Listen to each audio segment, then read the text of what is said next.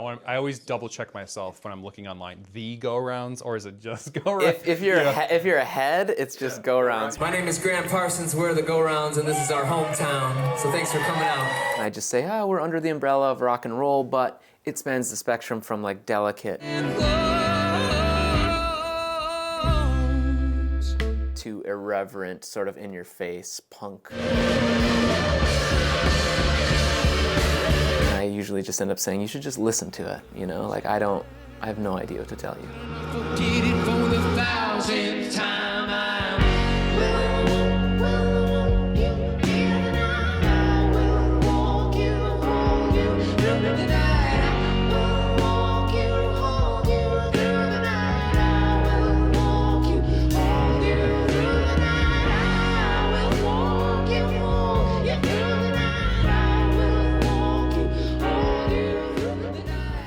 The Go Around started as more of a studio project, and we were just obsessed with like creating songs that we loved, or recordings that we loved, sounds that we loved.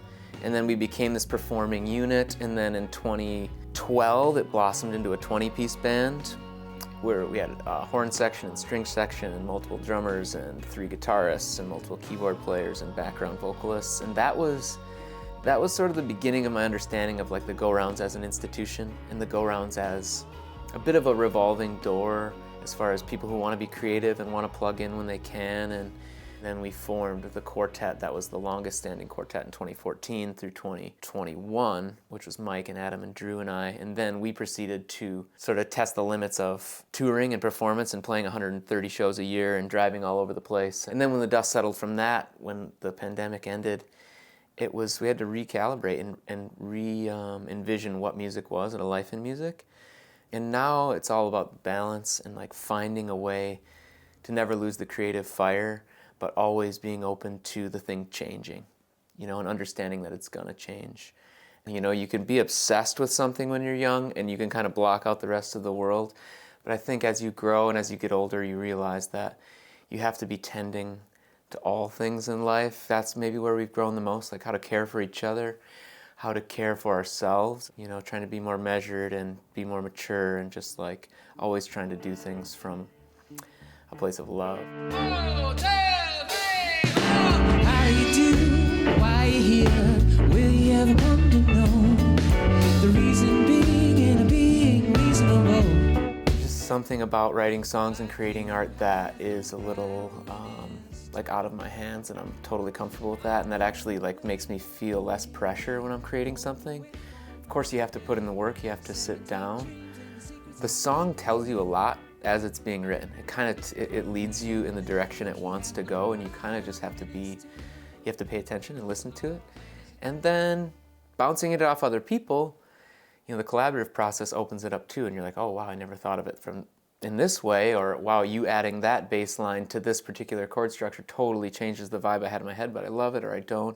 I think what I've learned is to relinquish control. I mean, maybe that's the biggest lesson, and to understand that so many of these things are going to be better having had more people involved. And these epiphanies or these surprises when lines or when ideas connect, it's like, whoa, that's kind of almost psychedelic in a way. Or again, feeling like you're being sort of sent a message from beyond. So there's that whole feeling. And then the recording process can be a little more tedious. That can be a little more like, you know, being like a precise baker or something, because there's so many technical aspects happening while you're doing that. But sometimes in that moment you find a sound that again is just like a total accident, and that opens up the section of a song, and that's like, oh my God, like this is exactly what we needed to hear in this moment. Being surprised is like a really good thing. I just really enjoy that when someone brings an idea that I would have never thought of. And it's like, wow, this just enhanced this section or this song in a way that is just so beautiful, and I'm so grateful for. And as far as themes lyrically, you know, I think I use music as a way to process more often than not like difficult things or loss or grief. And that's not where I am in my life right now, but I still think there's always something there. And even if you're not there right now, there's always an echo of something you've been through, or there's always this anticipatory grief that we carry for ourselves or for our loved ones. And so music has been therapeutic for me in that way. and I usually only pick up a guitar when I'm sort of in a space of needing to reflect.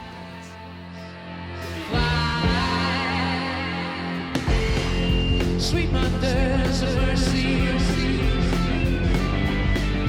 treading new ways. Where has your ability gone to separate what you become, that you said try? The approach hasn't really changed too much. I mean, we still just goof off. We get together, we try to find things that are funny or sound good or evoke some sort of feeling, and yeah, really, you know, it's kind of, that's remained the same. That's the most childlike portion of like being an artist, I think, is the creation. You know, then you have to professionalize it and present it and market it, but that's where I have maybe the most fun, or I feel the most free, or I just get the most sort of like energetic rush, is like writing songs and finishing a song. And then for me, I love performing. I really feel comfortable like in a large group of human beings on stage. Otherwise, I don't go to a ton of shows. I don't go out and I don't love being in crowds so much unless I have that purpose.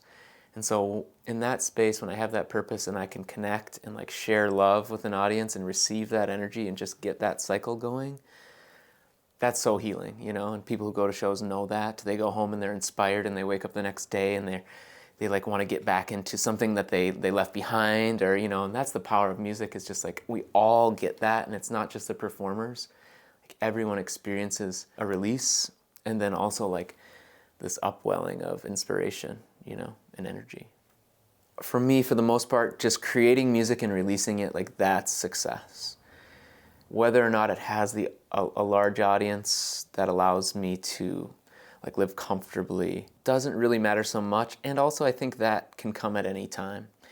If you believe in it, like I think it'll find its audience. And as far as Mountain Peaks, I mean, we've traveled all over the country and we've played at, you know, headlining shows in Mexico and wonderful shows in Canada. I'd love to get overseas. I'd love to travel through Europe and play music. And I just want to keep making things that I like, you know?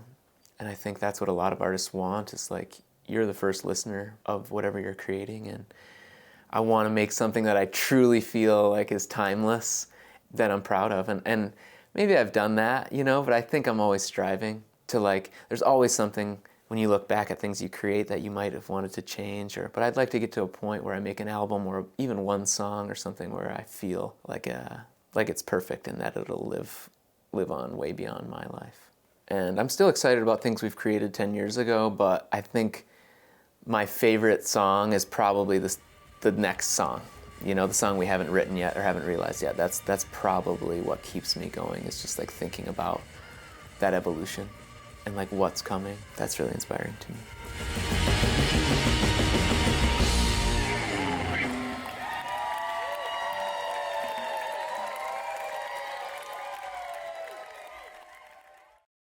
Be sure to find us on YouTube and Instagram. Exclusive videos, extended content, and behind-the-scenes pictures. Just search Kalamazoo Lively Arts.